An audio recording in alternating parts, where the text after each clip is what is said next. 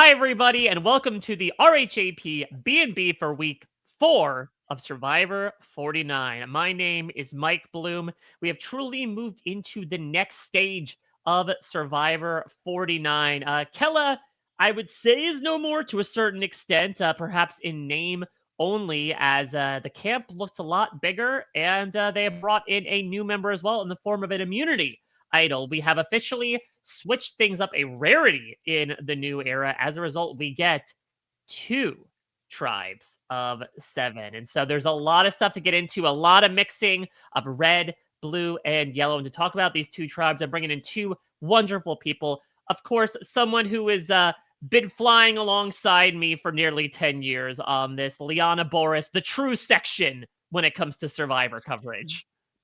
Oh, thanks, Mike. I thought you were going to tell me to go kick rocks, so I'm pretty happy with the alternative. Is kick rocks? It's just like the more antagonistic form of touch grass, or which is sort of less antagonistic nowadays as a phrase. No, I don't think those mean the same thing at all. Yeah, they're both outside. No, One's with a hand, one's with a foot.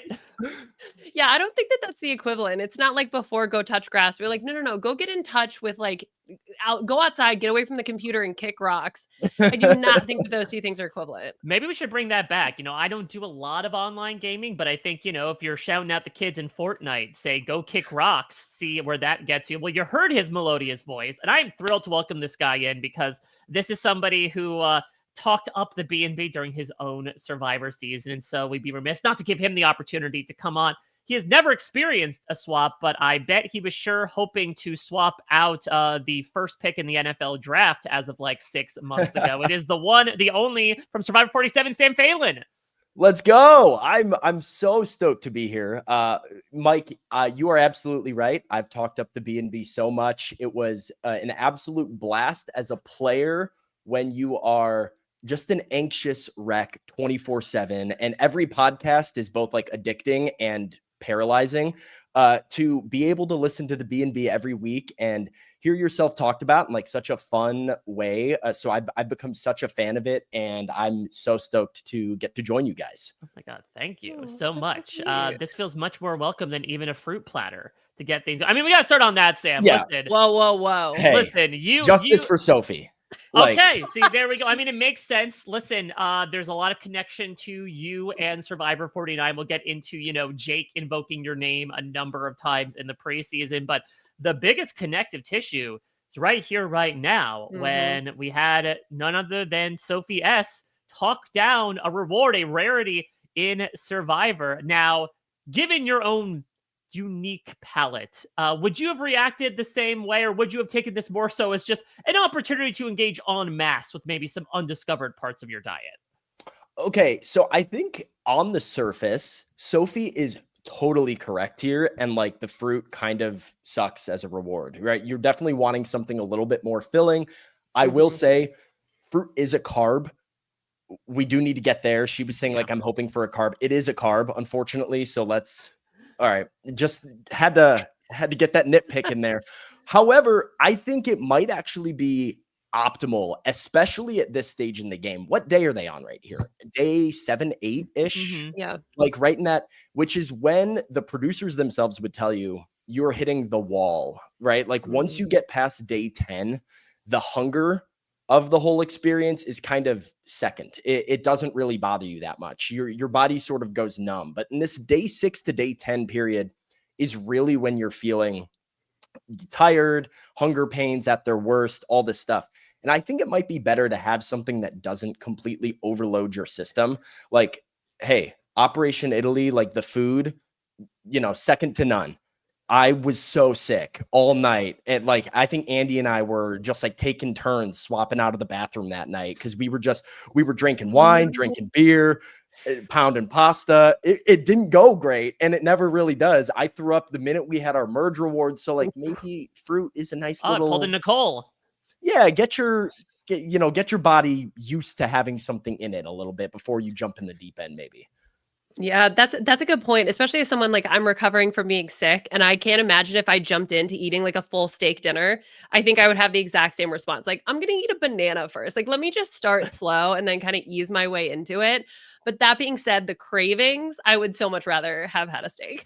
Okay, I mean, then let's go with a compromise here. I mean, listen, no one organizes, a classic humanistic eating plan more than the classic American restaurant. Should they not like start off with appetizers as the first reward of like, hey, here's some nachos, like really start them off small here and then build up to the main course as the season goes along?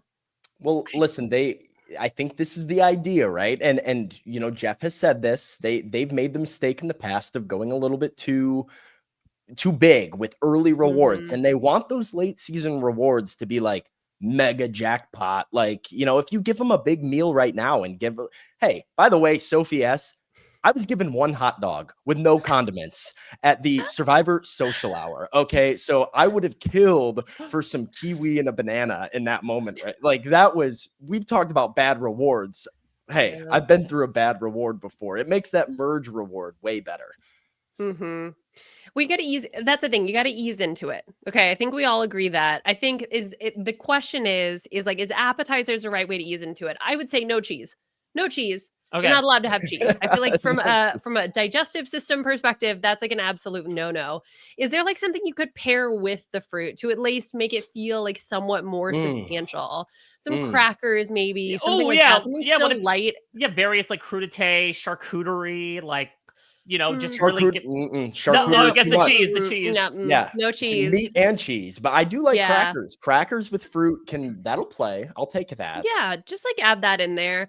I mean, at the same time though, to me, it's like it's not even about the reward. To me, it's about the audacity of Sophie to be like, no, I hate this. Like that takes some balls. I think especially in the sort of like the suck up to Jeff Probst's era of Survivor. Yep.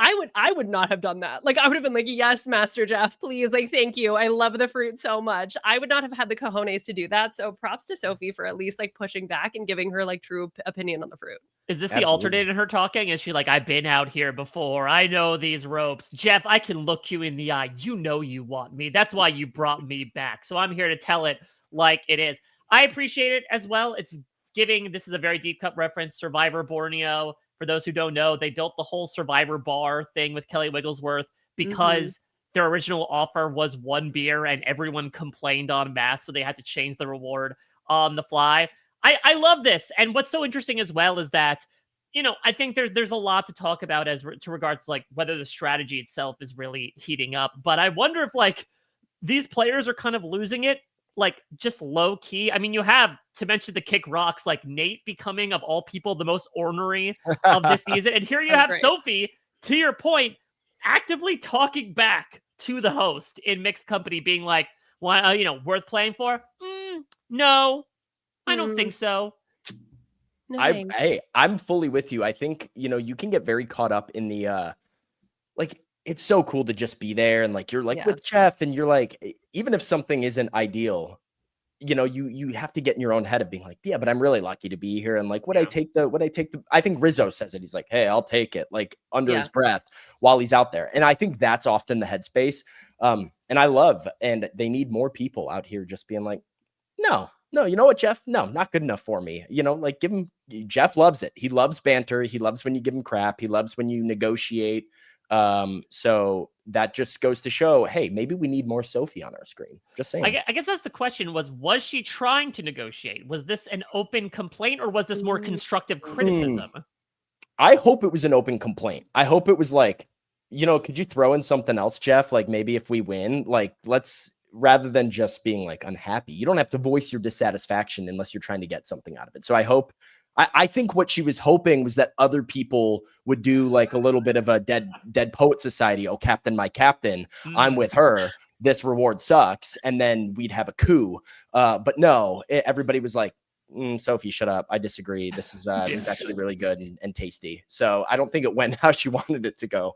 Liana, did you no. want an I'm Fruticus moment where everyone just decides to revolt against Jeff? Exactly. That's exactly what I was waiting for. Yeah. Well, let's Uh, talk about this new phase. Let's talk about the oh, swap tribes here.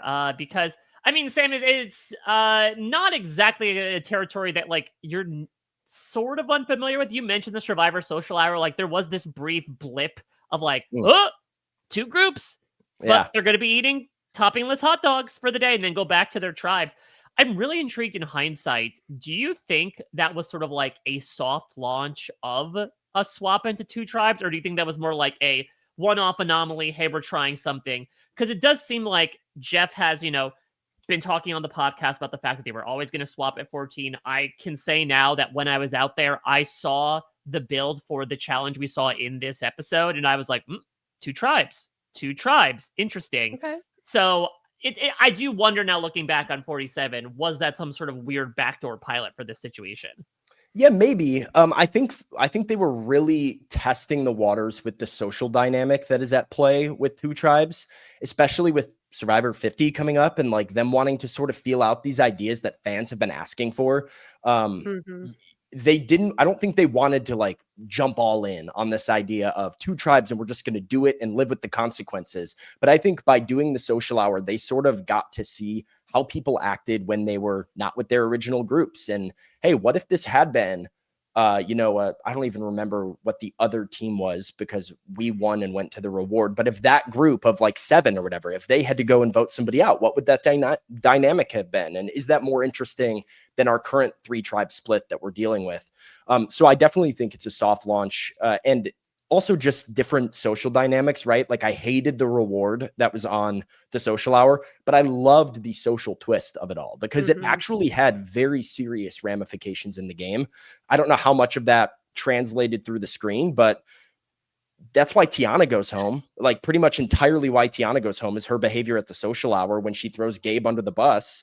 It was a huge opportunity for everybody to sort of get a read on what's actually going on in those other groups so that when we come to a merge or a mergatory or whatever you call it, it's not just speculation. We're not just buying whatever the other groups sell us. You actually get a little bit of insight. Like Teeny was away from Lavo with no other Lavo members.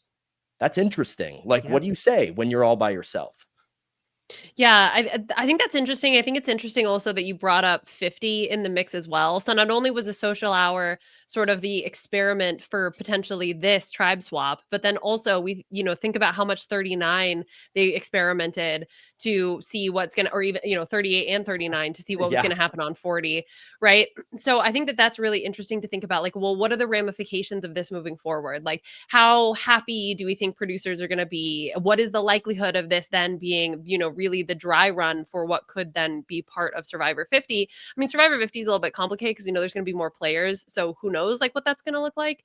But I think that this is like their playground to be able to test things out on other players before you do it with the big dogs, I guess.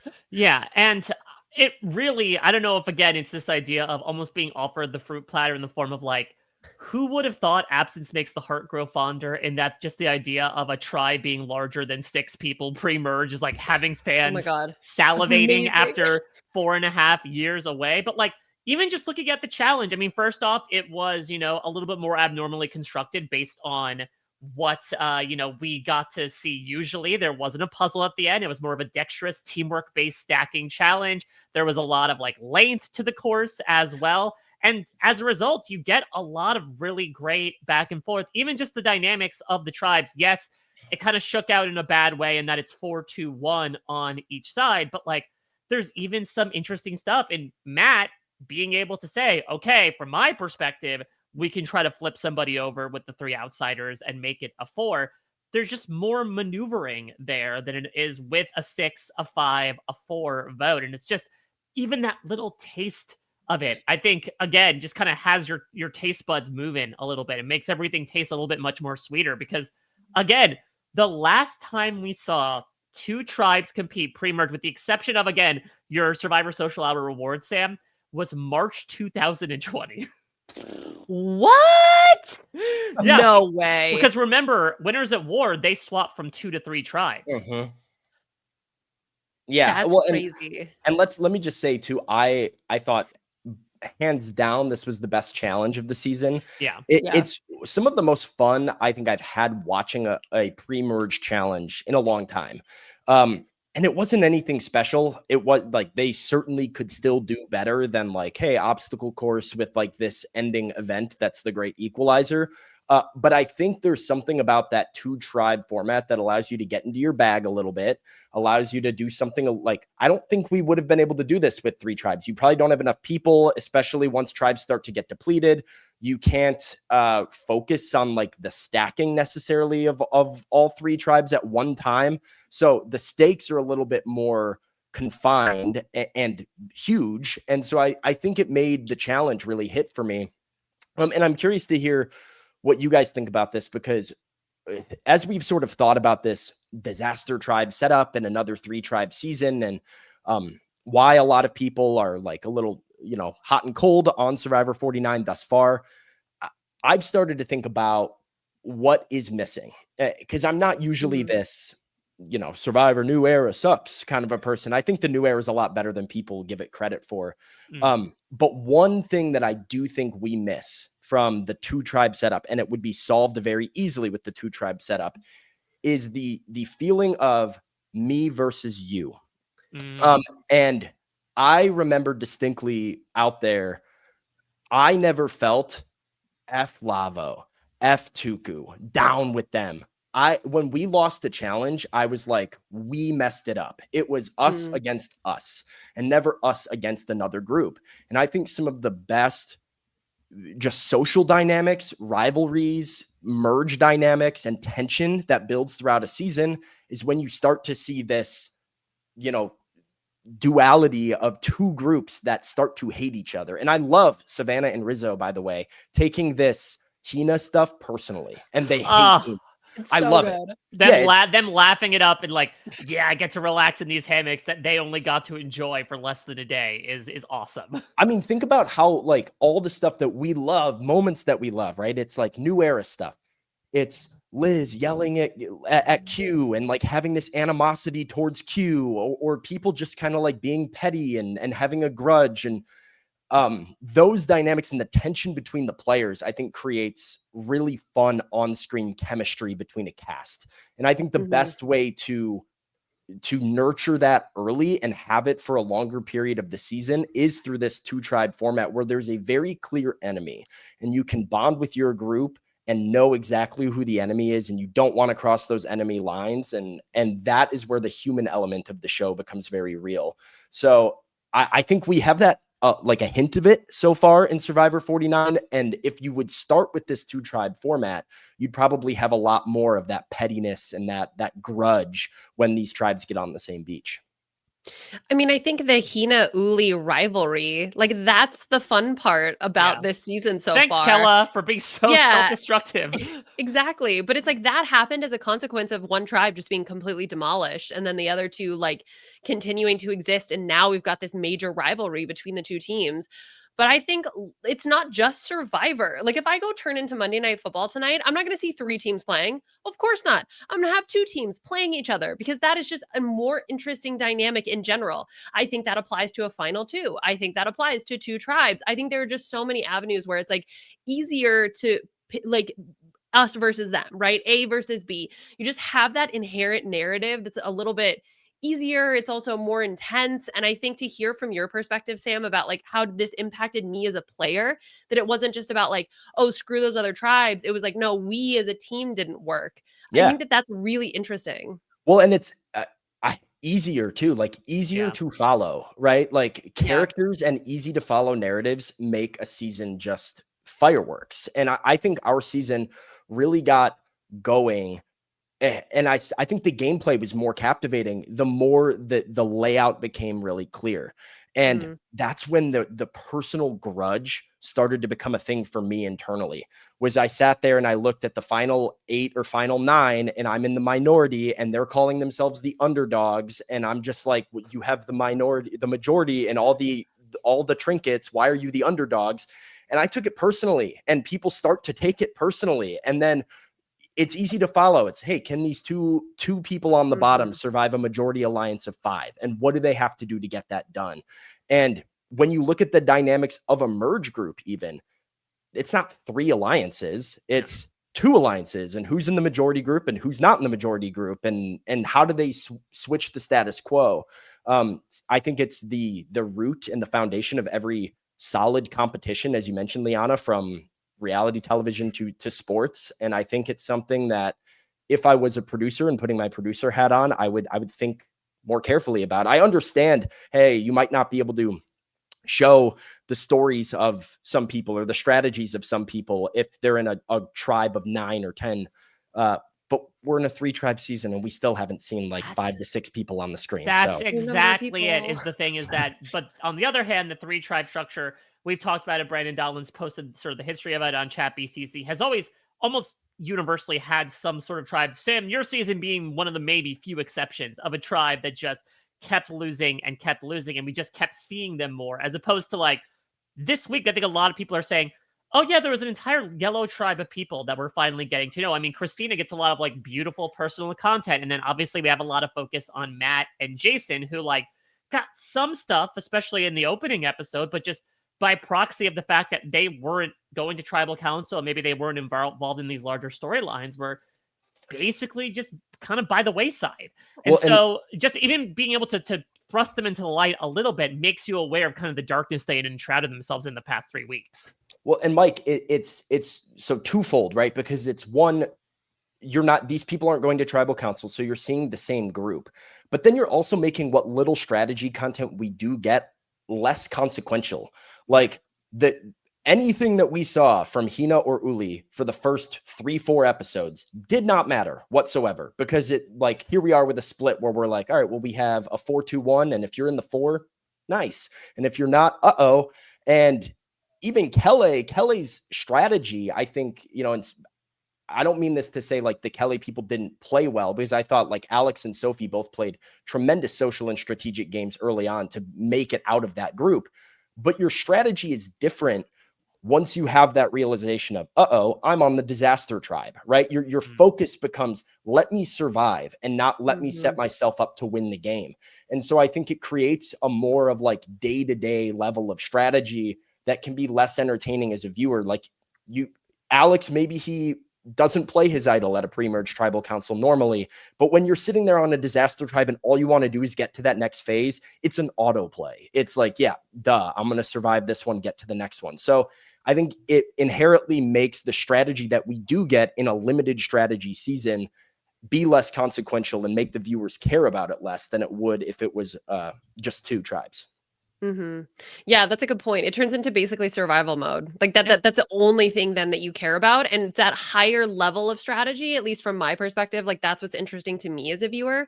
So if that's not going to happen, because, and I mean, I guess we kind of got a little bit of it where it was like, okay, can we fake out Alex from using his idol? But I mean, come on, Alex is always going to play it because he's in survival mode. Yeah. And so, go ahead. Well, and like none of the social relationships on Kelly really mattered, because like I think the most interesting thing to me would have been Sophie's choice.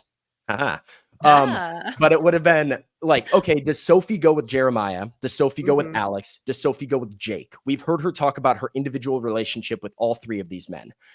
Well, Jake's out of there by default, and then Jeremiah is kind of out of there by default because she can't go against Alex when he's sitting there with an idol. And so the most interesting choice that would have had to be made is gone.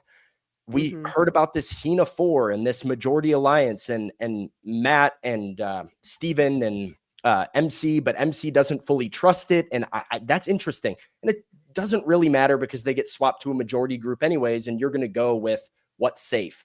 Same thing with Uli. Like, we heard a lot from Savannah about who is the 4. All right, it's me and it's Rizzo. And is it Shannon? Is it Nate? Is Jawan in here? Or is him taking my bag too much to overlook? Like all that stuff, right? And it turns out, okay, well, we get to a swap tribe and it's just this Uli 4 anyways.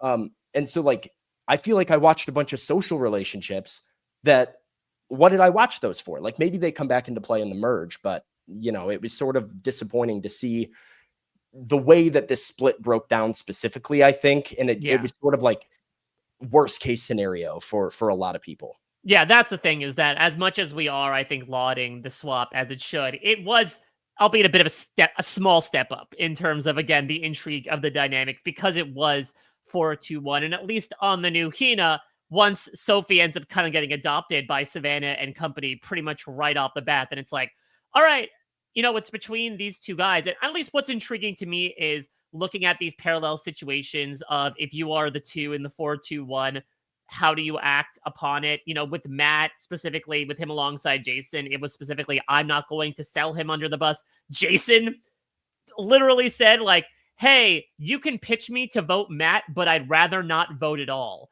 That again, just showcasing maybe his feelings towards it all, even though I know there's a lot more complexity involved in that. But then you look over on the other side, and you see, maybe speaking to some of those personal grudges already bubbling to the surface, Sam, how Sage and Shannon are just ready to throw each other under the bus once Jeff says any iota of you lost the challenge. Like, they're already off to the races. But yeah, like even that though, we were shown Sage and Shannon as being like, Shannon was Sage's only friend as far as we knew. And I was like, well, we know what happens to her friends. Yeah, like they're right. Yeah, maybe that's why we were shown that confessional. We're like, all right, this is her one life raft. And then as soon as it's the two of them, rightfully so on Sage's part, by the way, if you're like correctly reading the room and know, hey, it's me or her. But it's like, okay, the one relationship that I knew Sage had that is now the one person that she is trying to throw under the bus the hardest. That was a little bit wild as well, I thought. Yeah, okay, this is all really interesting because I think like what I'm synthesizing from the conversation is basically like you're investing all of this emotional energy into learning these players and learning these relationships and then to have it go nowhere, right? Like that's where also from a storytelling perspective where it starts to fall apart. And I think even if that happens, like let's say you have two tribes and one tribe is a disaster tribe and is always going to go to tribal council, at least you only have it with one other tribe that then you have sort of this like, okay, we're learning about them and it kind of doesn't really matter maybe.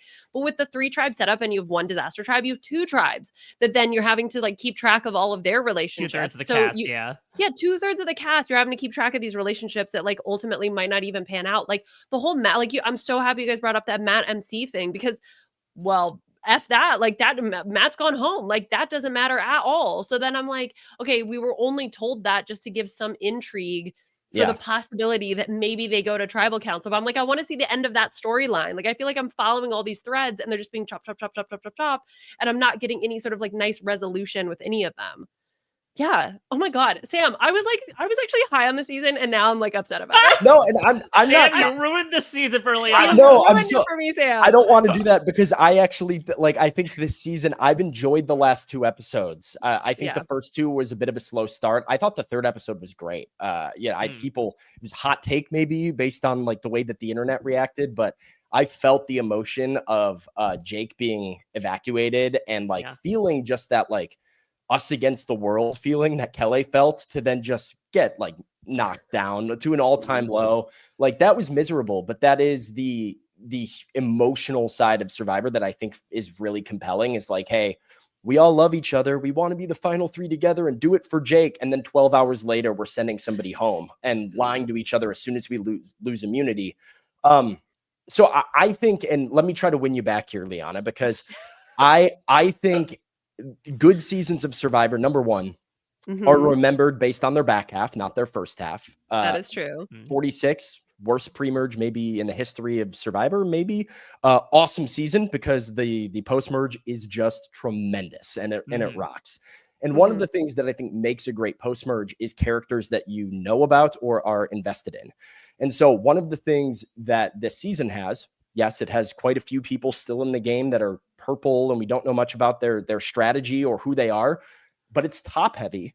And if these top heavy characters are people that we start to have emotional and like just emotional investment in, their journeys will be fulfilling to watch. And so my hope for the season is that I know Savannah and I know Rizzo and I know Sophie and I know Alex, and I feel like I get a good feel for MC and Nate and like Steven. And maybe that's the group, right? Maybe that's like the main group of like big characters I'm supposed to care about.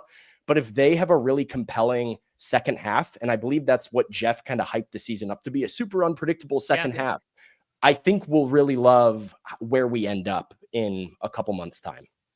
Yeah, and no, again, I think it's very atypical editing for the new era, though. I think something that a lot of people talk up is the fact that it is a bit more ensemble-based storytelling where, yes, there might be some people that are largely, kicked to the wayside. It usually is a story where you get to know a little bit about everybody. Not to say that's not the case with this season. What I do think is interesting, it's odd to call it like a pre-merge pagonging. It does feel like, and we'll get into the predictions a little bit, though, Liana, apologies if I'm speaking out of turn here. It does kind of feel like, to that point of what Jeff has been making, it does seem like, we are kind of going through the motions of getting rid of the people that, with no offense to them, you might look at from the outset and be like, they're probably not going to make the merge, which again does not necessarily lead to the most exciting outcomes. But to Sam's point, if it's sort of losing, the battle of climacticism to hopefully win the war, when it's like, oh my God, here are our top 5 people going into the finale and they all have huge edits and I don't know who's going to win, then maybe it sort of is worth, the opportunity cost you have here. Yeah, and I agree with that. And maybe a bit hyperbolic. And I never want to judge a season too early because, as I said, there's all these threads. Who knows how they're ultimately going to end, right? So the MC Matt thing didn't pan out. Okay, fine. There's plenty more. Like when I think back to Uli's reaction to Hina showing up in this episode and then being just like, that is so cringe. Like you need to go outside and kick rocks. So cringe. We're working on it, Mike.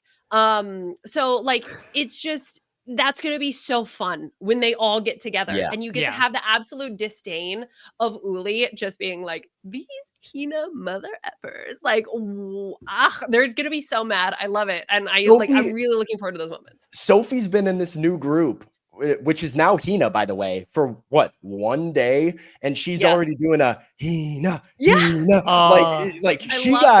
She got fully adopted into this Uli alliance. I love this. This is like Mean Girls, not to say that they're the plastics, but like it kind of does feel like, to your point, Uli was kind of always coded as like this tribe that was maybe a little bit more conflictual, a little bit of like budding personalities, but they kept winning.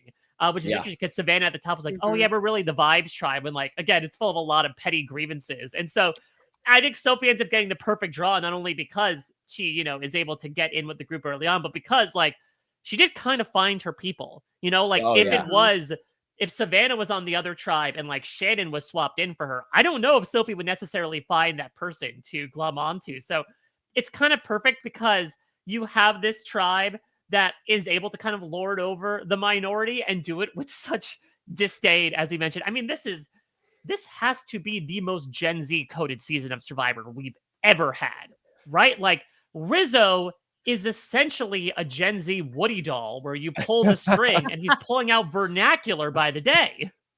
It's fantastic. So I noted this for the first time in this episode. I think we had been a couple episodes without seeing Rizzo, like a ton of him. The commitment to the baby after he spells out R-I-Z-G-O-D, Rizgod baby, and he has to throw in the Rizgod baby afterwards is the best thing. Like it makes me smile every single time. Because every time I'm like, all right, hey, we don't need to do the Rizgod thing again. He does the, hey, good job, R-I-Z-G-O-D, Rizgod baby, and says it like under his breath, and he has to get the whole spiel out. I'm just like, that's perfect. Great job. Great job. I love that. I love that he's like so fully committed to the catchphrase. He's like, no. The baby is part of it, guys. The baby is part of it. That's what Jake said as well. I think that my favorite part is of the phrase is actually it's the Rizgod, but it's the emphasis on the second syllable. It's the Sophie where he goes, the man in the legend R-I-Z-G-O-D, Rizgod baby. Like I think he's trying to pick up the energy towards the end, to your point, Sam, because he has to get through the entire sentence, but it comes across like if you were writing it out, that it was like lowercase R-I-Z and then 72-point font, all caps G-O-D, which again, does not necessarily help the image he's trying to cultivate of like, I'm just a cool 25-year-old kid when he's calling himself Rizgod, baby. I don't know if he's referred to himself as Rizgod yet without spelling it. And I think, and the best part, right, because I think that this is the other thing, I don't think anybody knows that he refers to himself as Rizgod. They call him Rizzo to his face. And so it's such a great picture to me that this guy in confessionals is referring to himself as R-I-Z-G-O-D Rizgod baby. And nobody else even is aware that this is a thing that he does. That's beautiful. That's so funny. We talk about lying about your job. I mean, it comes up in this episode with Matt as his role in finance. But really, like the true secret to be kept throughout the season is your full-on spelled out nickname, baby. Like that's really the key here. Now, I personally think now Rizzo has gone on to say he's not going to reveal this persona. In fact, I was visiting the Uli camp when they asked, like, Rizzo, do you have any nicknames? And when I tell you, my heart stopped for a brief second. I was like, this is your test, Rizzo. What are you going to do? Here we go. And he's like, no. I was like, all right, kid, you got the first one. First hurdle's done. It's a long race here. But I also wonder if there is incentive to give a very long moniker because it's much harder to write down. Or if someone spends a long time with that pen in that voting booth, they're like, aha, it's me tonight. He has an idol. This is the perfect ploy. If you feel like they have to write the entire name out, including titles, then oh my God, they spent 35 seconds in that voting booth. It's me tonight. I've got to play this thing. Well, I will say I'm slightly disappointed because when I was first introduced to the man, the myth, the legend, RHAP RHAP B&B, I saw him refer to himself as this in the 49 preview and my immediate hope was that this was like Coach or the War Dog, and this is just what he would go by on the show. And the thought of Jeff Probst reading a vote for RHAP made me very happy. And so I'm slightly disappointed that that any votes that are cast for Rizzo will just read Rizzo. But I started to picture it. Is Jeff going to be able to keep a straight face when he does this one? Let's see. Oh, that was such a missed opportunity. It is. Now I'm so mad at him for not doing it. Like I want Like to imagine Jeff like him just looking at you all serious and forlorn. RHAP, the tribe has spoken. And like, come on. That's perfect. RHAP does not count. Yeah. RHAP does not count. I mean, yeah, that we missed out on many opportunities, unfortunately. I don't know. Maybe Rizzo's going to have at one point like his own session where he's like, I've got this secret that I've been harboring, much like Matt did for some reason, which was wild. Like, you're all going to get a laugh out of this. Check this out. And Savannah's like, aha, I've spotted the Patrick Bateman on you from the moment I saw those dreads, you sociopath. Can we like I do want to talk about the whole job thing, because it was one thing that stunned me playing was like I didn't lie about my job at all. I was very like I just talked about it to whoever. I thought it was like a cool opportunity to, I don't know, maybe like make some relationships. I remember day 2 or whatever it was, Andy was like, oh, like I love the Bills. And I was like, oh, you love the like whatever, because I wore a Buffalo Bills shirt in pregame at Ponderosa. Oh, yeah, I remember this, So he noted that I was wearing a Bills shirt, and we talked about the fact that I've covered a bunch of Bills games before, and like I'm like, okay, this is a great opportunity to like make a relationship with somebody. You never know. We get off the island, we get our phones back when we're in Los Angeles, and I just remember seeing the cast leak that was out there, and you see like name, age, occupation. I think like 3 people told the truth on our entire season. Like nobody's telling the truth about what they do. It's the most bizarre thing in the world. I guess people are like, when everybody asks, why does everybody feel the need to lie about their job? Maybe this is why, because apparently every job in the world is the biggest threat known to man. It like, what can we not tell people that we do? We can't tell them we're a lawyer. We can't tell them that we worked in finance, apparently. Can't work in sales. 43 taught us that. Don't be a wildly successful political podcast host. That usually doesn't go well. I don't know what else. Like you can't do anything that makes any kind of money. No professional athlete, even if you played like 1 season and didn't make any money. Doesn't this feel like a little self-serving though, to a certain extent? It's like you want to feel like you have a job that feels threatening for Survivor. Maybe, otherwise you're sort of like, what am I doing with my life? If I can't be threatening by revealing my true occupation to Survivor, Mike, this is your pregame question. You sit with us in pregame and ask us, like, what is your job or your life experience? How is it going to help you in the game? Like everybody believes that what they do for work and what they do in their life is going to equip them for Survivor. Like not everybody needs to lie about it. I don't get it. I guess my interpretation of this, like I'm going to give Savannah the benefit of the doubt for sure. And like, it's like anything, it's tribe strength, it's trust, it's this person's causing chaos when they're just sitting in the shelter. It's like, okay, I want to get rid of this person and I need a reason to justify it to everybody else. And so that's probably what it is. But yeah, it was a little bit bizarre that we got this big long thing about how you can't be the boss of anybody. Otherwise you are a sociopath and must be voted out of the game. Yeah, I absolutely think that that's the case. I think it's just you use it as an excuse, right? Because like we never hear the flip side. We never hear like, oh, well, they're a dog walker, so that's fine. We'll just keep them in. Like we never hear the reverse of that, right? It's always just like, this is what I'm using as justification in order to get rid of you. So I don't think it really matters all that much. I mean, you have Steven out here. I mean, in this episode, we see him be very honest about his role, right? And I would say, like, to me, I look at that and I'm like, that man's a genius. Get that man Yep. out of here, right? But it doesn't matter. I think in the long run, I think people are going to perceive you however they want to perceive you. I think So unless something crazy, maybe. Yeah, I mean, I think the only reason why it would be important is if it sort of defies how you come across, right? Like if you come across as ditzy and whatever, like an airhead, and then it's like, oh, I'm an aerospace engineer. It's like, you might be way better at this than I'm giving you credit for, and you might think twice for sure. Yeah. I think we've seen a lot of people that are astronauts, aerospace engineers. I don't know. What was Jatia? I don't know. I was to say, she was, Spencer literally said the fact that you're a nuclear scientist is genuinely scary when he voted for her. I mean, like, there have been a lot of people who are very smart and work very big, great jobs that are not good at Survivor. So it's like, it doesn't necessarily need to be a one-to-one comparison. I was laughing, Liana, when you mentioned Steven's introduction, because I remember that because when the Keller tribe was going around and doing introductions, Steven is like, "Hi, I'm Steven, and this is my job." And Sage is like, "Great, we're doing that. My name is Sage, and I collect pimples in a jar." And it's like, this is not to go back to the fruit of it all. It's like apples and oranges with the personal factoids that you're bringing in. I love that she prefaced it too by being like, "This is the first thing I'm going to tell you guys about me." And like, this is might influence how you view me. Like, oh wow, no shocker. And I actually I respect Sage for this a lot, because I think it's unfortunate probably how it's being. If I had to guess, right, I'm just going to kind of try to peek behind the curtain. I would imagine most of this is strategic on Sage's part. Like, I would imagine, it's very similar, Mike. We talk about the fruit thing all the time, but a lot of famously, right? But a lot of the time when I would talk about, oh, I haven't had fruit, or I would do some of these things, it was to come off as very just innocent, goofy, naive kind of a vibe. And you don't want people to know I'm being very serious. I'm very locked in my head right now. I'm playing this game cutthroat. You do anything that you can to sort of influence this perception of you.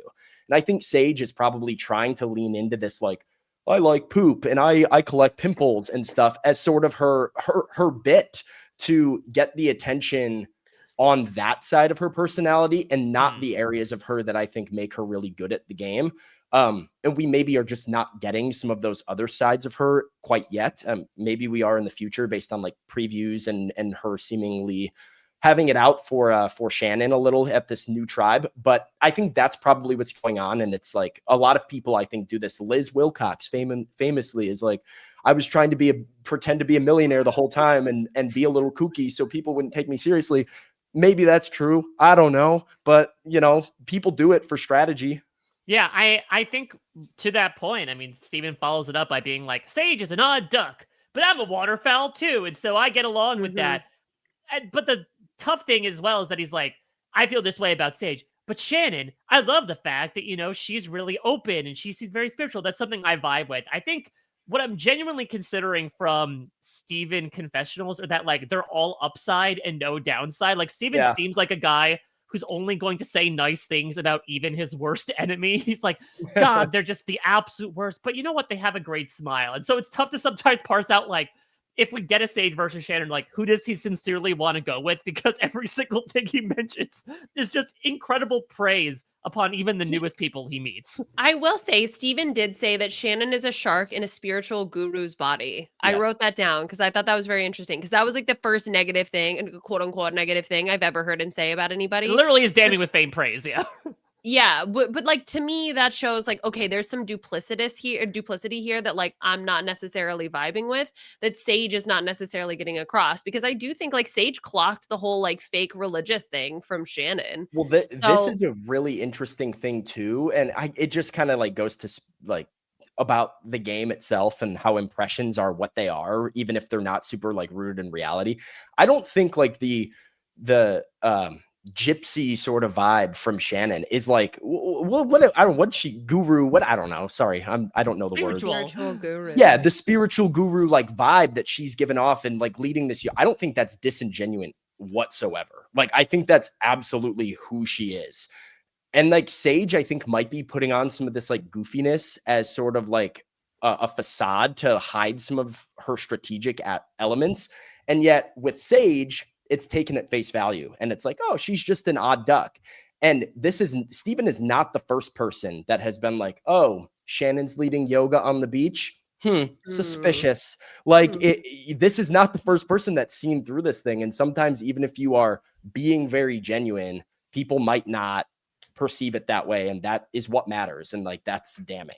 Yeah, I was really intrigued by this. And I think we're going to get more of it, obviously, next week. Again, if these two women do come to blows, because like, I sort of agree with honestly both perspectives on it. Like, I do think that, as you mentioned, Sam, I think Shannon is probably playing it up a little bit. I think it's like many elements that we've seen. I think we have certainly seen time in memoriam cases on all of these shows of people really playing up their spirituality when they feel like they find a like-minded person.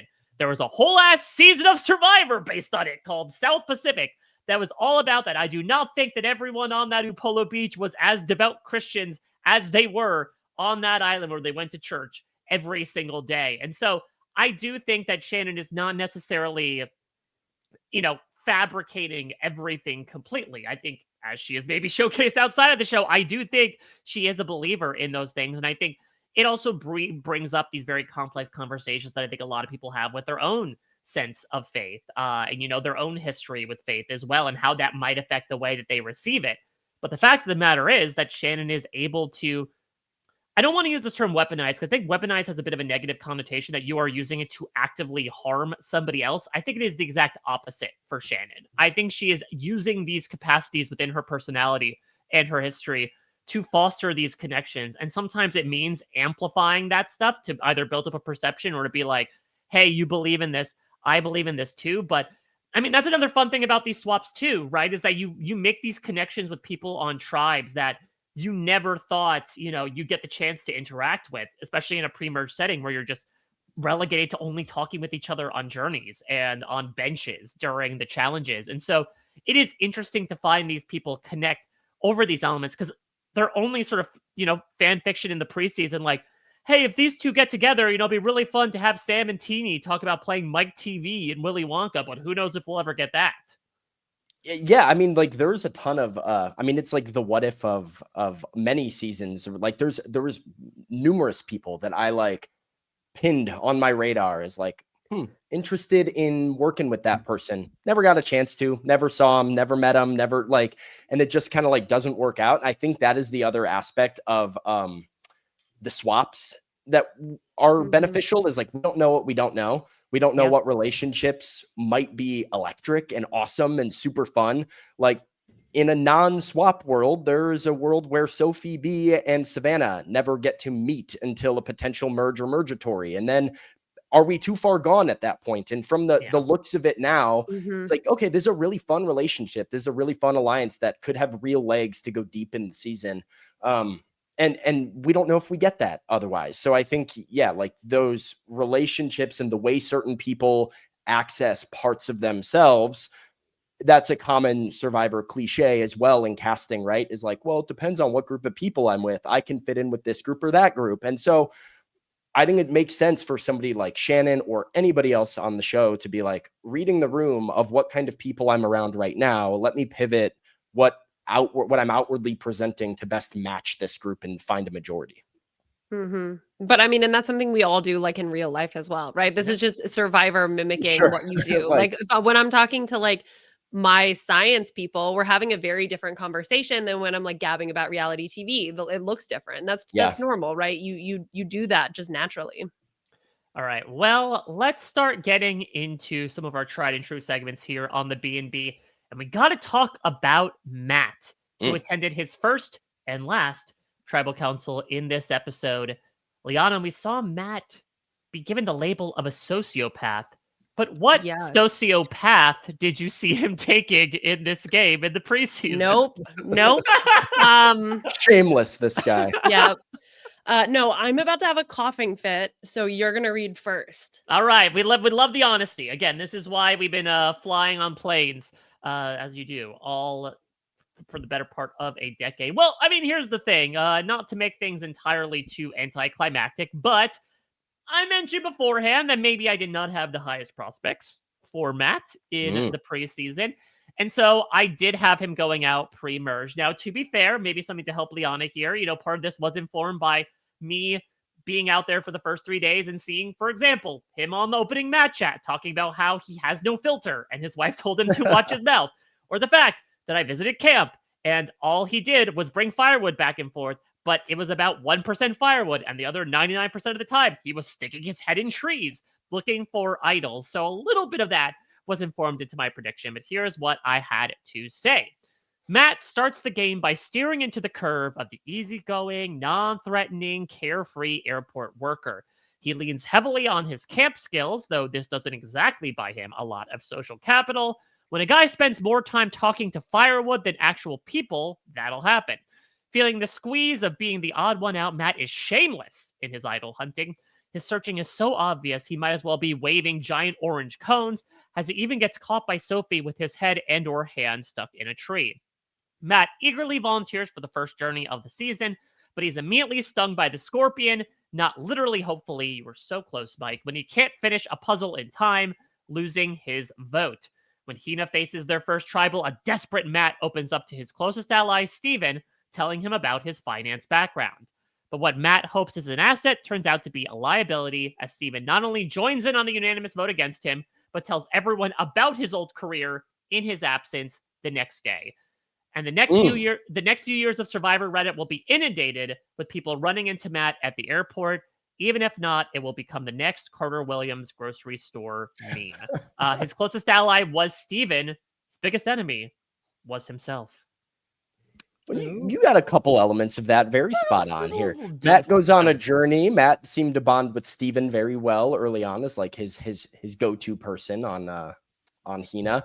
I will say, like, maybe I'm misremembering. Did Matt he did kind of gain some brownie points for being the man on the fire and whatnot, or right? Yeah. He had that thing right where he was trying to sit on his hands and then felt like, okay, fine. Like you kids are floundering about it at this point. Let me show you how it's done.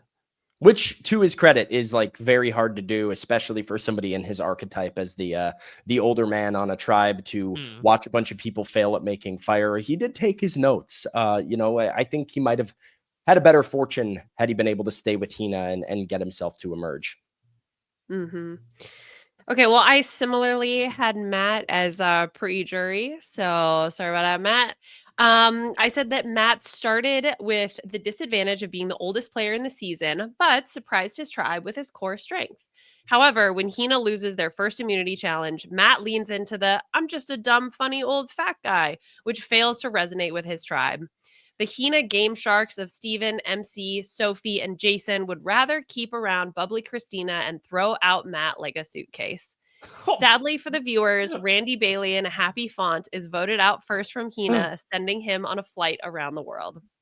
His ally was Christina. His enemy was Steven. I forgot about Randy Bailey in a happy font. I know, right?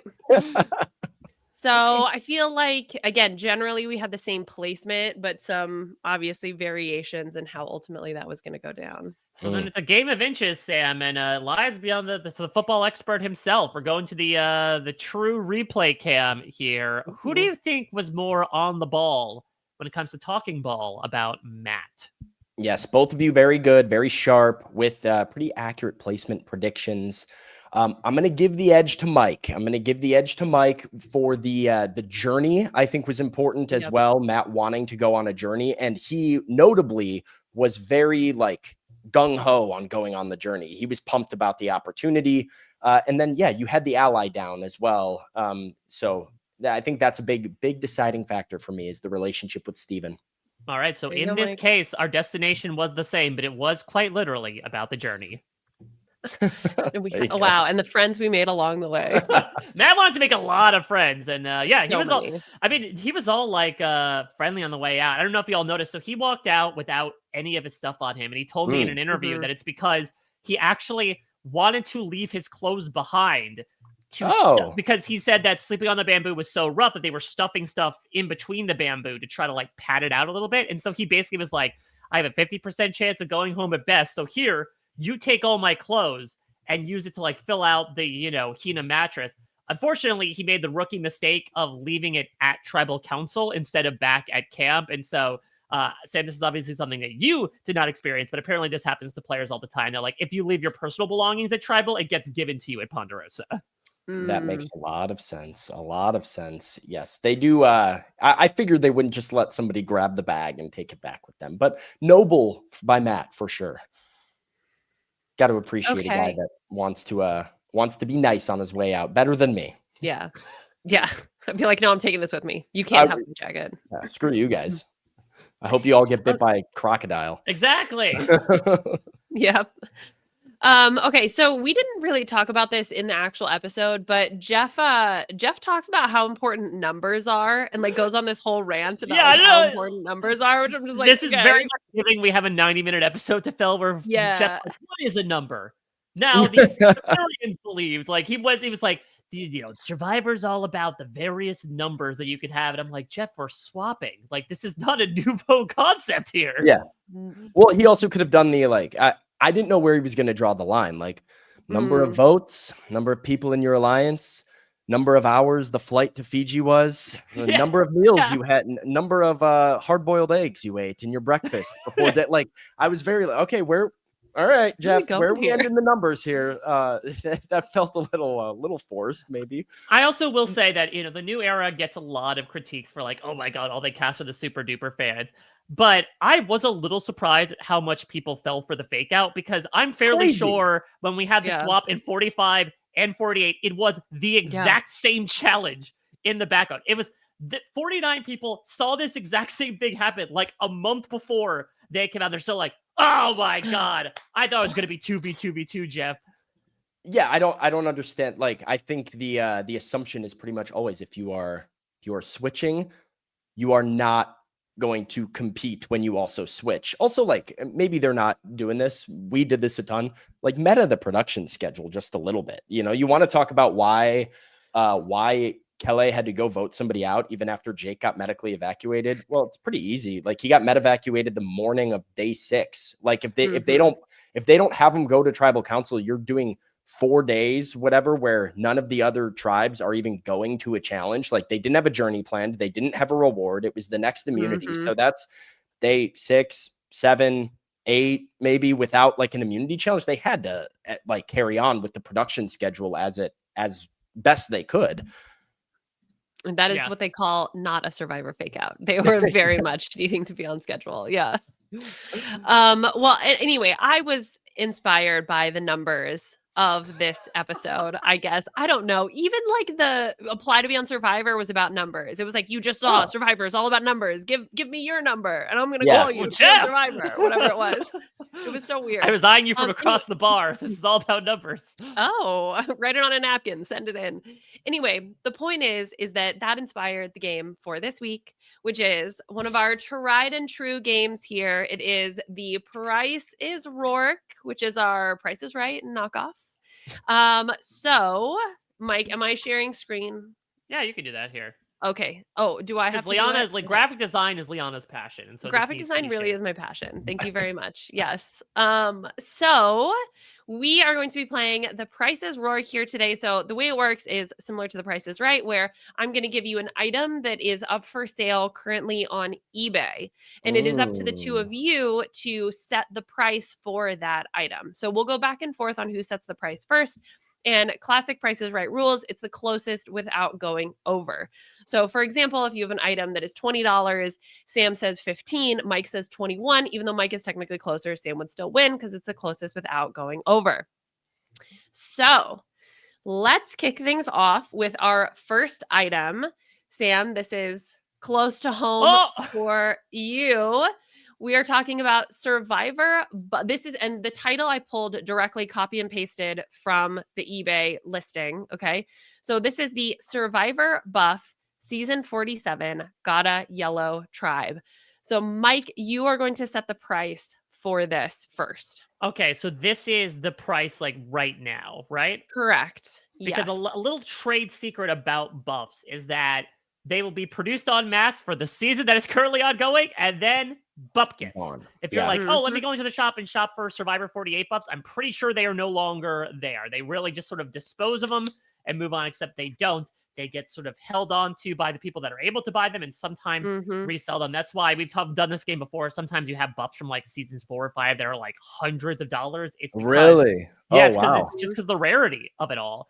So that being said, this is not incredibly rare, but I do think it bumps it up a little bit here. I will go with, let's go with like a nice $36.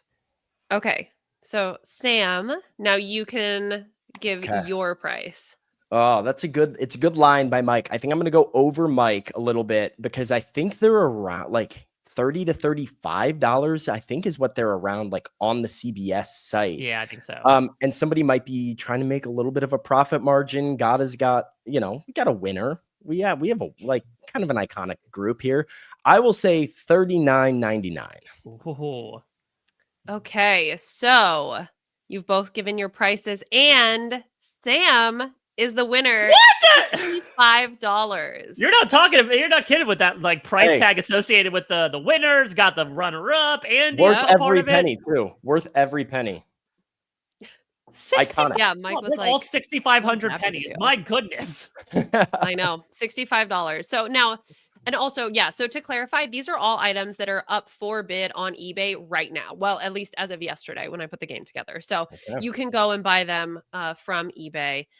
The next, I will just offer this right now. I will sell you one for like $60 if you are look. I have a Sam will couple. like slightly undercut. Yeah. I love Talk it. to me. I love it. Okay, well, do you have any Lavo buffs? Oh. Because we are now talking Survivor buff, season 47, Lavo, Red Tribe is the description of the item. And to keep things consistent, because there were multiple sellers of the season 47 buffs, I've chosen the exact same seller. Oh wow. So- Someone's got their hands on all three, I imagine. I know, right? And the merge buff, actually, technically. So, Sam, you are going to set the price first. Yeah. What do you think the Lavo Tribe buff is worth? Well, $65 was a flat, so we're not talking like a 99. I'm gonna go right at a dollar amount. I will say $55 for the Lavo buff. I think Gata is the pinnacle buff of season 47, but red does like Queen of Eve, it goes with more stuff than like a gaudy yellow, but I think it's a little bit less memorable than Gata. So I will go with $55. All right, Mike, what you thinking? It's a great point because we're really doing a lot of color theory here as well. Because I do feel like the red pops a bit more. I mean, I do think the sort of like lighter colors of the yellow and the blue are great, but like, I don't know, there's something about a red buff that does feel maybe a bit more universal in terms of a wardrobe choice. Not to say that's the reason why anyone would buy this. However, with the Gata buff costing 65, there is this low-hanging fruit that is on a platter in front of me. And how could I not take the bite and say the red Lavo buff is $69? Oh, you think it's more? Oh, okay. It might be more. Okay, so for context, Mike, you said $69. Mm-hmm. Okay, Sam said 55. $90. Oh, mama! I know. I was okay. This is gonna sound so mean to the Lavo, but I was kind of like personally offended. I was like, really? Whoa. Yeah, I don't know. For some reason, I was feeling like the Lavo buffs are like the more exclusive ones for whatever. This is all conjecture. Apparently they are $90. Yeah, the effect. I think so. It's all the RHAP fans. Yeah, buying them up. Okay, so we are all tied up. Mike has 1 point. Sam has 1 point. Going into our next item. Now, this I actually specifically chose because there was some screwiness going on with the closed captioning because Sandra was mentioned by Matt, but the closed captioning said Xander. And I really tried to find a Xander card, but instead we're here with our queen, Sandra. It is the Survivor CBS TV show, Sandra Diaz Twine official Survivor card game trading card. Okay, so I have questions.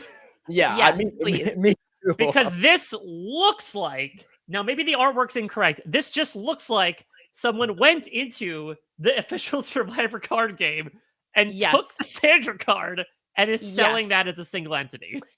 That is correct. And you can buy several other players as well. There's Okay. let's see, who else is out there? I feel like a Jeremy, there's a Yam Yam out there. So yeah, I don't know why Okay, this so I person. thought I was like mistaken for a minute. I thought No. when you showed this, I was like, okay, well, is Sandra not in the game? And then like this is like you can get a card that looks just like the other ones if you are a big Sandra fan and want to play as Sandra.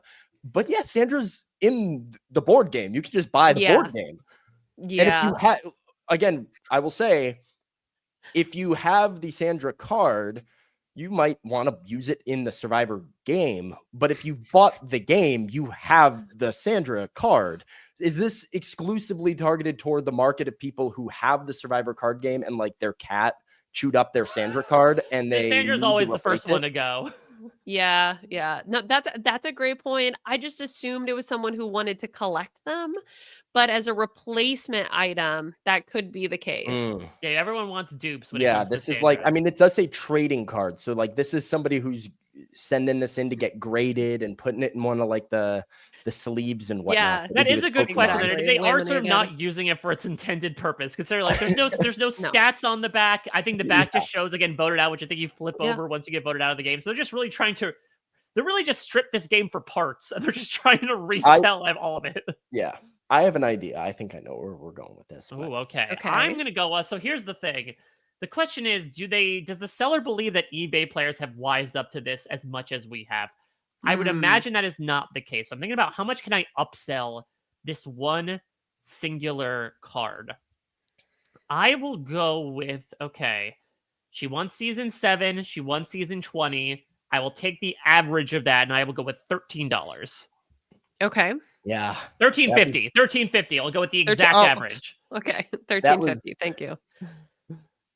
that was right where I was kind of going to come in, because I think in order to properly get right, like I'd be like, oh, $2. But in order to, I have to acknowledge the absurdity of this being listed as a singular item. I will say 13.51. Oh, Mike undershot it. Mike undershot it. Mike did not undershoot it, but you Oh. both overshot. It was Oh. only only $9.99. $10. Only $10. Only $10. Which, if you think about how much does that whole like game cost? Because Yeah, can we 30 just bucks, like sell like- off? Yeah, like if you sell off 3 of those cards, you've already paid for the cost of the game. Then you're making profit, baby. No, But you also the new had an industry. incomplete game. So like you paid for Yeah. the cost of a game that now has 5 players instead of 8, which is unfortunate. An investment opportunity. Yeah. Sam. Okay, but that means no points are awarded because both of you went over. So we are still tied at 1-1. Our next item is the Survivor Season 40 Tribal Council Seat Stool 12 by 14. I'm going to assume that's inches, I guess, because 12 feet would be insane. And I don't Imagine. think that Rob, Wow, I feel like Boston Rob is is that giant. tall. Yeah. Yeah. So this is like Huh. from the tribal council seats. And there are 2 for sale, but this is just going to be the price of the singular seat. So it's basically a crate, but a prop No, don't from say that word. Survivor. Mm. I know. This is the sea crate I want to see. More of this. See crate, am I right? Okay, so Sam, you are going to set the price on this one first. I really have no idea. I feel like Mike probably has a better grasp on this than me. I don't know. I feel like stuff like this probably goes for an absurd number, a collector's item for sure, even if it's not very descript. It's from Winners at War, and people, especially with this photo, maybe listed. Is this photo on the eBay listing of Boston Rock? Yes, both of them. Both of these Okay, photos I are. think- So this, yeah, and there were several photos basically showing the item. I'm in knocking the use. price up based on that alone, because I think the Okay. appeal to the Boston Rob like crowd here of like, hey, Rob might have sat on this very thing. I will say $400. Okay, there we go. I Yeah, have I have no idea what something like this goes for. So that's I mean, just, the allure of sitting in the same spot where Boston Rob crop dusted for 20-something days is incredibly tantalizing. Don't get me wrong. I mean, far be it for me to question the validity of an eBay seller, but I'm part of like, Yeah. I'm like, is Yeah. this really the seed? I mean, not to say that like, going to I've gone to the art department. They do a great job of like using effects to make things look weathered when they're not. But like, I'm sort of looking at the way this stool looks, and maybe it's the lighting, and I'm like, this doesn't look like the same stool. Maybe just from like a different angle. Wow. Surely I would want it to come with some sort of like Yeah. CBS like written thing being like, this is, property of CBS and Like a certificate of authentication, like Yeah. something to show that like this is legit. Yeah, we need a tag on it like you do with like a mattress of like this was inspected by Jeff Probst himself, like this is officially sanctioned and Yeah. signed off. Now that said, again, this is a marketplace that offered $10 for a piece of cardboard. So I That's think true. $400 is a good amount here. And I know that if I went $399, it wouldn't make sense. I will go with I think I'll go with maybe 350. Like I think it's in this Okay. 300 to 400 range, but I don't know if it's as high as 400. I think maybe if it was right after the season, it would be the case. I know Winners at War is that's a very great well remembered point. season, Now, but being sold now is interesting. yeah, we're 5 years removed from it. It Mhm. might be more of a what have you done for me lately in terms of TC props. I am looking on the listing just to see if there's any like, oh, this comes with like a certificate of authentication, and I don't see that listed per se.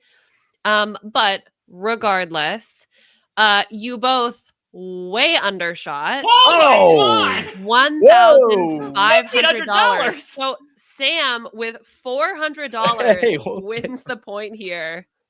Yeah. She's an expensive stool.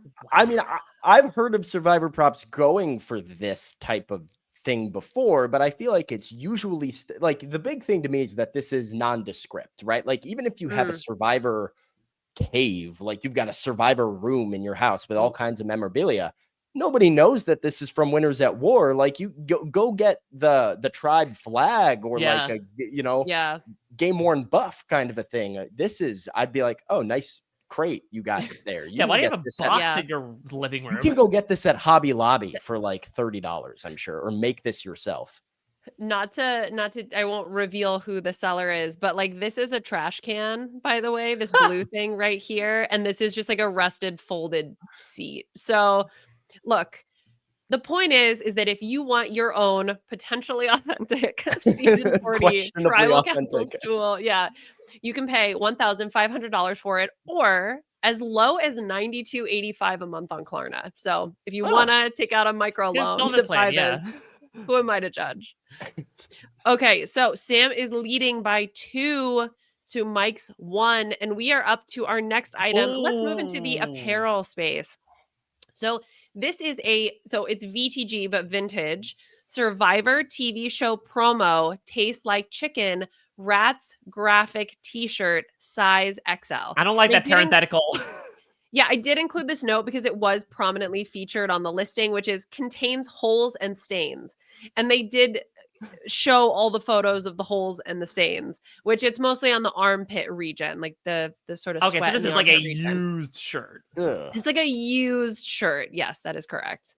Okay. Oh man. I really wish that someone was able to buy this ahead of 50 and wore it on the island. Like, how incredible would that be? I feel like Survivor's very meta, but it might be a step too far for them to be like, you can't wear our merch on the island. I could picture Andy trying to wear this. You know what I mean? Like, I believe it. Oh yeah. Andy's going to show, if Andy ever plays Survivor again, he'll show up in like a Rob Has a Podcast, like bell shirt or like something with he'll do something, I'm sure. He'll have a bell shaved into the back of his head. All right. God, so Mike, you're setting the price. So let's talk through the logic a little bit here, because the vintage aspect is something that might bring the price up a bit. Certainly the fact that it is rare, incredibly rare. I don't think I've ever seen this shirt before. That's how rare this is. I love it. I love how much they were trying to get in on the ground floor of like, remember when these people ate rats? Isn't this incredible? This is Survivor. This will be on the air for a quarter of a century.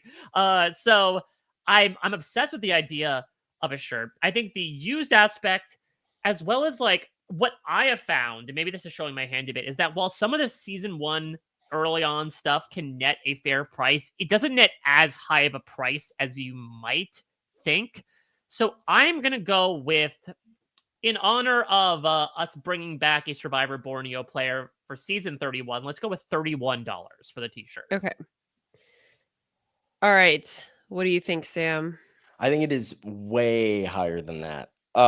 Because Nashville is so littered with these little vintage clothing stores that I'm always like, oh, let's go check it out. And then I'm like, that hat looks cool, $300 hat. I mean, like stuff is outrageous. Vintage nowadays, can't buy it, can't do it anywhere. The number that came to mind, I'm going to stick to it, $74.99. $74.99. Okay, so Sam, you were technically closer, but unfortunately overshot. $60.99 is how much you can pay for this vintage. I could have played it t-shirt. safe and just gone like one up Mike again, but you know, we're here to take shots. believe You Come in gotta on. yourself. risk it. Yeah. We're on a journey right here. Yeah, Exactly. $61 for a used t-shirt. I don't With care with how much of a holes in the throwback it armpits, Mike. With is. that's Were the holes in the armpits or were they in other places? There's one hole here. And Okay. there's stains and holes in like the armpit region. nice. I mean, this has to be Yeah. like put this on a hanger, put it up in the Survivor cave, and I think maybe so. don't wear this to a watch party. Oh yeah. This is like very much like you cut it up and sew it into a pillowcase, you know? Yeah, or like this would be a great you know, like I used to do this when I was like in my big frat bro era, but like cut the sleeves off, make this like a gym shirt. Like make this one of your like cutoffs where it's like a self-made one. And then yeah, like this would rock as a gym shirt that you could wear around. Go for a plus then run you in got- your Taste Like Chicken Survivor shirt. Oh, that's legit. Plus, then you got rid of the stains on the sleeves anyway, Yeah. right? Because chop them off. Okay, we have our final item, unless we go to a tiebreaker, which is Oh, I love this one. I love this Tyson's one. game used/worn Survivor 20 Heroes versus Villains purple Wow. shoes. Am I allowed to Google to see if Tyson did wear purple shoes on Heroes versus Villains? I'm not gonna lie to you. I immediately looked at these and I was like, I don't know. Tyson was pretty purple on Heroes versus Villains, so it makes sense. That is true. Yeah. That is true. I love this item. I do love this item. I think this is. Am I first here? Yeah. Yeah. You are first, Sam. Yes. I think this is another. There's another big one. I think anything that comes, you know, like game used, game worn at Tribal Council, that's going to be where the big bucks come from. Tyson, this is an item that has gone way up in value, obviously post Heroes versus Villains with his win, return appearances on various television shows. And I think shoes, I don't know, like who bought this, right? Like did somebody buy this from? I've had people message me wanting my Survivor shoes, and I'm like, I don't know. I kind of a keepsake for me, but they've sat in my Survivor bag since I got back. But I would sell them to you, but you probably have a foot fetish, and that's why you want them. So I've kind of like abstained. I'm gonna say $699.99. Interesting. Mike, I saw a $1,500 wooden crate just a moment That's ago. true. That's actually very true. In this economy, talk about inflation. You never know. We're paying Inflation $1,500 these for days. boxes? Come on. Yep. What are we doing here? Price of goods, ridiculous. Oh man, I mean, yeah, these are. This is really tough because these look really fun. These look like Grimace is about to do a spin on a cardboard box. Yeah. They're worn by an iconic player. This is not just like some random player's, you know, And footwear. an iconic exit, I feel like, also contributed to me factoring that in there too. Like that, even if he's purpled, like the Tyson Heroes versus Villains fate is certainly in Survivor lore forever. And I was thinking on the one hand, like, okay, who would like of the apparel would you want to buy shoes? But Sam, it seems like there might be a market for that as well. So like Those feet people, man. Hey, I'm all telling right, you. well, listen. Ooh. Let's go with what did you say, Sam? 1,600? Right at $700. $700. All right. Let's go with go a little tit for tat here. 701. Oh no! Oof. Oh, Wow, what a dirty tactic. Oh, yeah, I know. think It's an he probably got Kina. it too. I think he got it too. Liana has to have one more like. I think she's got one more wow in her. That yeah, yeah. Yeah, unfortunately, Sam, yes, we do have a winner. It is Mike Bloom because the cost of this is Ooh! $2,285. So again, you both severely undershot. That's, yeah, but we Mike couldn't even Bloom buy one technically shoe was with that amount of closer. money. Yeah. Yeah. Oh my goodness. Yeah. Oh my god. So yeah, $2,300 for a pair of shoes. but if you're interested, check out eBay. They got some I fun really stuff. need to I might need to re-look at the market for my my Survivor 47 shoes. I was gonna I say, might need- Sam, if you I need to make mean, a, if you I need might to need to make a- reassess. If anybody's willing to pay this price, Yeah. hey, find me on Instagram. You know what to do. Yeah, I was gonna say, want to get a few more end tables. This is how you make it work. Yeah. We'll Oh my we'll take god. care of business. Yeah. I mean, yeah. So again, I do not want to dirty up the market at all, but like, Nope. is there anything stopping anybody from like taking a pair of purple shoes and just like throwing them in the mud a few times and being like, here's so and so shoes from I'll Survivor put that out Micronesia? there. I think that's possible. Especially like now as well. I'm sure. I don't know what. I'm very curious. I would love to talk to an old school player about wardrobe and what that was obviously like. But I think people just like shop at regular online places, especially if you're having to do purple or yellow or Mhm. something like that. Like you kind of go to like, you know, I got a million messages during Survivor 47 being like, where's your yellow hoodie from? It looks super comfortable. I'm like, yeah, I got it at, you know, X, Y, and Z store at the mall. It's available online for $35. Anybody could buy that hoodie if they wanted to. And like you said, Mike, maybe have a campfire, hold it outside by the campfire, get that real smoke smell, and then roll it around in the mud. And then it probably looks like my hoodie from the game. So, but I promise if somebody wants to pay $2,285 or something close to that for my shoes, I will authenticate them. Okay, good. And I do Get have a notary. they are legit and they were Yeah. custom made. So, Oh, you know, wow. just There you factor go. that in. You can't There you get go. my yellow Nike sneakers just anywhere. Okay, listen, this is Mhm. bringing Steal Your Look to a whole new meaning here. Wow, well, love Liana. I might throw in a complimentary feet pick if we for that price, I will throw in a complimentary feet pick. We'll just put I it love out it. there for anybody Little that's bonus. interested. Well, Yeah. Sam, that was incredibly generous. But now we extend the opportunity for the listeners of this podcast to be very generous. Of course, we close out every week here on the B&B with a charity or cause that is important to our guest. And you are once again in the spotlight, sir. Is there anything in particular you want to highlight to the listeners out there?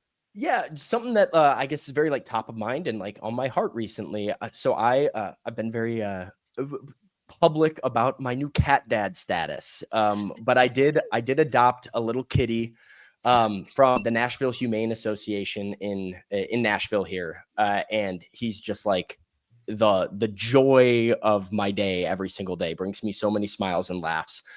So Nashville Humane Association or any sort of animal shelter in your local area that has good reviews and does good work and takes care of these animals, because it brings a lot of light to a lot of people's lives. And it's also very difficult. I'm also learning like, hey, animals are very expensive when they need vets and medical care and food and all this stuff. So that would be my highlight for the evening. All right. Well, Sammy, you were a highlight for this evening. I'm so happy we were able to make this happen. Your compliments and appreciation for the B&B is very much appreciated back. I know that you have a full plate going on right now, talking all things Chicago sports and Yeah. beyond. How can people follow all the great stuff that you're doing? Yeah. Hey, I'm on Twitter. If you can bear with me, another pun there, Mike, just for you. For a few, Well, you'll knock my White Sox off. Yeah, for quite a few Chicago sports posts. You also do get my Survivor takes on Wednesdays when I watch the episodes. So little Survivor, a lot of sports. But yeah, Twitter at Sam_Phalen. And then yeah, I'm bopping around podcasts every now and then when one sounds fun. So. All right, Liana, what's bopping with you this week? Should I use that? Is that the new Kick Rocks? What's bopping around? Ooh, Yeah, again, none of these things are equate to one another. Kick rocks, Yeah. touch grass, and bopping around are all like 3 very different things. So no, please do not use those interchangeably. No, I was busy, I guess, touching grass. I got past week. So Puya and I did not record Puya and Liana Lounge, but we are going to be coming back this week for our episode 4D1. So keep the 4, drop the 1. No, keep the 1, drop the 4.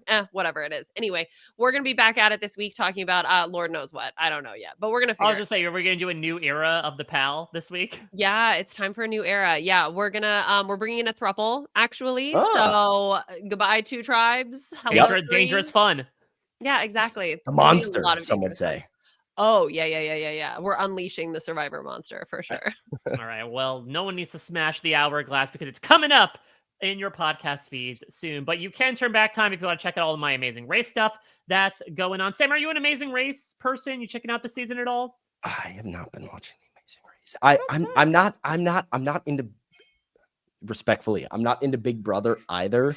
So I'm unfamiliar with most of the people on the season, and therefore I haven't been able to get like super amped up about it. I used to watch The Amazing Race. I had fun watching The Amazing Race. It's a great adventure, but yeah, that I haven't been following.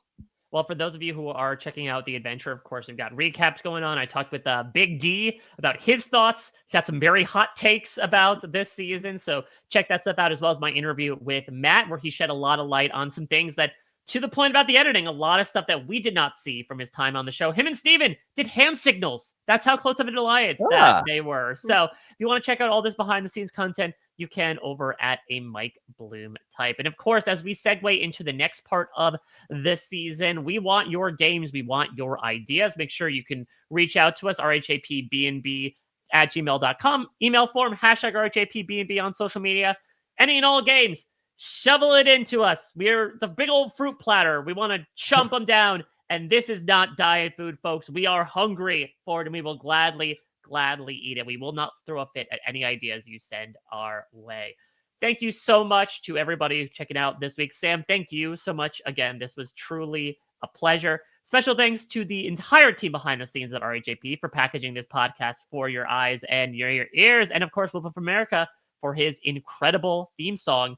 Next week, episode 5 might be the end of the pre-merge as quickly as that. And that's what they usually do. So we shall see if we're extending it out a little bit now that we have merged into 2 tribes of 7. Regardless, no matter how long we're in these 2 tribes, it is nice to have back, and we shall see what that translates to next week.